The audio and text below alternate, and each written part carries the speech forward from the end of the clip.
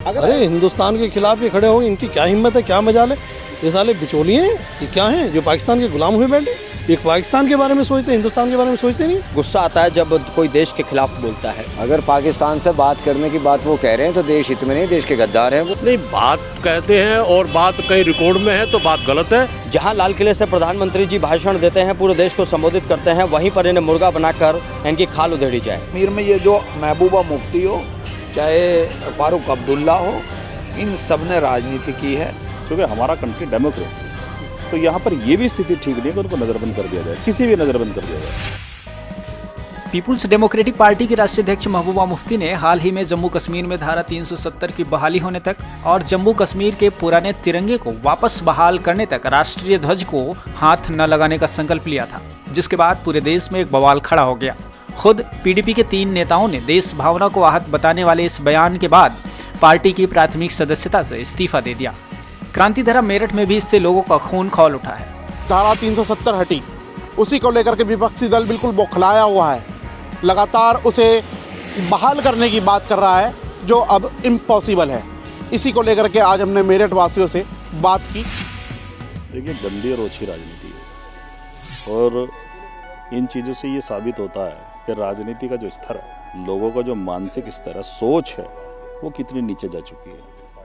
तो जब राजनेताओं की सोच इस प्रकार की बनती है तो उनके नेतृत्व में बनने वाली सरकारें या उनके नेतृत्व में बनने वाले जो संविधान के रक्षक विधायक हैं, वो क्या काम करेंगे। भारत के संविधान का मसला है, यहाँ भारतीय संसद का मसला है, तो पाकिस्तान का क्या करेगा इसमें। पाकिस्तान का क्या मतलब है, हमारे देश के अंदर पाकिस्तान का क्या दखल है, औचित्य क्या है। देशद्रोह नहीं, ये तो पहले से देश के सब ये लोग खिलाफ हैं, ये तो पहले से देश का नुकसान कर रहे हैं, लेकिन इन पर अंकुश क्यों नहीं लगाया जाता। भाई सरकार क्यों इनके साथ मिलकर सरकार बनाती है। चुनाव आने पे ही क्यों 370 हिंदू मुस्लिम ये सब उठता है। चीन हमारा आज हमारे लद्दाख में घुस रहा है, उसे रोकने का प्रयास नहीं है। लेकिन ऐसे ऐसे लोगों पर राजनीति बस फारूक अब्दुल्ला, महबूबा मुफ्ती, सब पे अंकुश लगे। जो देशद्रोही है कोई भी हो, उसकी जाँच हो। अब ये दोबारा से कश्मीर घाटी में 370 बहाल करने की बात कहते हैं, इस पर आपकी क्या राय है। नहीं, 370 बहाल क्यों होगी। 300 वो तो देश का कानून है, हमारे का देश ने बनाया है। पहले भी देश की थी ना, पहले कश्मीर कहीं भग रहा था ना अब भगेगा।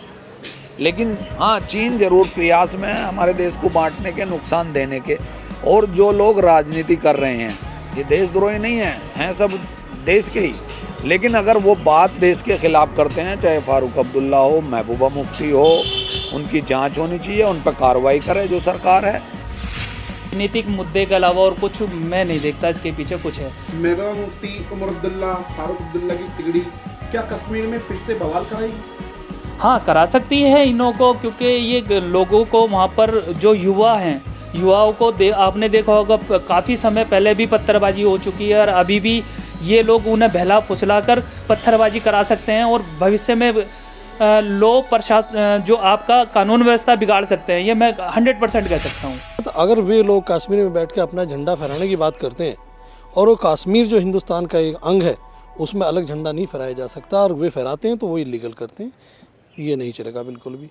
और आज अगर वो ऐसा करते हैं तो वे देशद्रोही हैं। विधानसभा में पाकिस्तान से बात करने की क्यों, पाकिस्तान कौन होता है भाई बात करने की, क्यों करें बात। हमारे देश का अभिन्न अंग है, हमें अड़ना उस पर, हम लेकर रहेंगे। और हम तो ये कहते हैं कि अभी तो कश्मीर तक हटाई, पीओके भी लेना है हमें। अगर धारा 370 हटी, उस समय नगरबंद नहीं किए जाते, क्या कुछ ये बड़ा कर सकते थे घाटी में। ये कुछ भी नहीं कर सकते।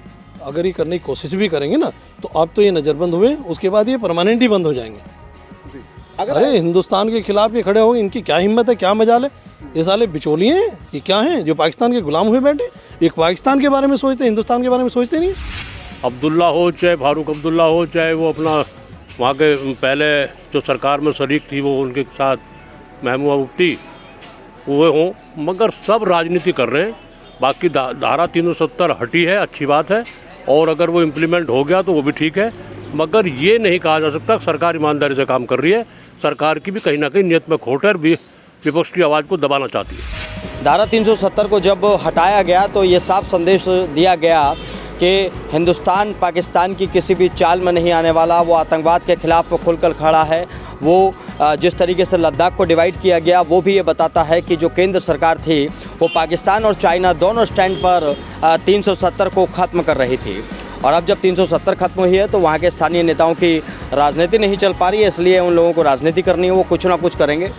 लेकिन मेरा मानना है कि अब 370 हटाने का कोई फ़ायदा नहीं है, बल्कि अब तो पीओके पे कब्जा करना है, जिसकी तैयारियां केंद्र सरकार की तरफ से चल रही हैं। और अगर केंद्र में सरकार बदल भी जाती है तो हमारी सेना का दृढ़ निश्चय रहेगा कि हम पीओके पे कब्जा करें और जो अक्साई चीन है वो भी हमारे हिस्से में आए। विधानसभा में फारूक अब्दुल्ला लगातार पाकिस्तान से बात करने के लिए बोलते हैं, क्या ये कितना सही है? अब पाकिस्तान से क्या बात की जाएगी? फारूक अब्दुल्ला जैसे लोगों को अगर समझ नहीं आता है तो फिर क्या कहा जाए। फारूक अब्दुल्ला बुढ़ापा आ चुका है, तो बुढ़ापे में दिमाग जिस तरीके से सटिया जाता है उसी तरीके के हालात फारूक अब्दुल्ला के साथ हैं। दिमाग उनका सेंटर में नहीं है। वो एक ऐसे नेता थे जो काफ़ी बड़ा जनाधार रखते थे, लेकिन जिस तरीके की बातें वो अब कर रहे हैं कि भाई पाकिस्तान से बात करनी चाहिए, तो भैया जो लातों के भूत हैं वो बातों से नहीं मानेंगे। देखिए, इन्हें नज़रबंद तो करना ही था, क्योंकि ये वो वायरसेस थे जो जम्मू कश्मीर में तेज़ी से फैलते हैं। मतलब जिस तरीके से कोरोना फैल रहा था ना वायरस की तरह इस देश से उस देश, ये वहाँ की राजनीति के वो वायरस हैं जो वायरस से पूरे जम्मू कश्मीर को संक्रमित कर देते, और जब जम्मू कश्मीर संक्रमित होता तो वहाँ पर हालात बिगड़ सकते थे। ऐसी मानसिकता वाले लोगों को अगर आपको मौका मिले सजा देने का, तो आप क्या सजा देंगे ऐसी मानसिकता वाले लोगों को? देखिए, ऐसी मानसिकता वाले लोगों को मैं एक काम करूंगा, जो मैं एक आम नागरिक के तौर पर, देखिए गुस्सा आता है जब कोई देश के खिलाफ बोलता है। जहां लाल किले से प्रधानमंत्री जी भाषण देते हैं, पूरे देश को संबोधित करते हैं, वहीं पर इन्हें मुर्गा बनाकर इनकी खाल उधेड़ी जाए। बस इतना ही कहना चाहूँगा। करने वाली बात जो है, अगर वो कर रहे हैं, पहला तो मैं मानता नहीं कि वो कर रहे हैं, लेकिन अगर कर रहे हैं तो गलत कर रहे हैं, देश हित में नहीं है ये। लगातार विधानसभा में बैठ करके फारूक अब्दुल्ला, उमर अब्दुल्ला और महबूबा मुफ्ती पाकिस्तान से बात करने की बात कहते हैं। अगर पाकिस्तान से बात करने की बात वो कह रहे हैं तो देश हित में नहीं, देश के गद्दार हैं वो। ये नहीं होना चाहिए। हमारा संविधान अलग है और पाकिस्तान जो है जी हमारा सबसे बड़ा दुश्मन है, इसमें कौन सी बात है। देखिए, ऐसा है, ये जितने भी विरोधी इस तरीके के देश के अंदर पनप रहे हैं, ये सारे विरोधी पूरी ताकत लगा दें, धारा 370 तो हटने वाली है नहीं। और संकल्प जो ले रहे हैं ये राजनीतिक उद्देश्य से संकल्प ले रहे हैं, राजनीति को, विधर्मियों को बढ़ावा दे रहे हैं अपने साथ लगाने के लिए, अपने साथ एकजुट करने के लिए। हिंदुस्तान की, हमारी भारत की विधानसभा में खड़े होकर अगर ऐसे लोग इस तरीके का स्टेटमेंट और इस तरीके का बयानबाजी करेंगे कि पाकिस्तान से हम बात करेंगे, तो इसका मतलब वो हमारे राष्ट्र के हित में नहीं है।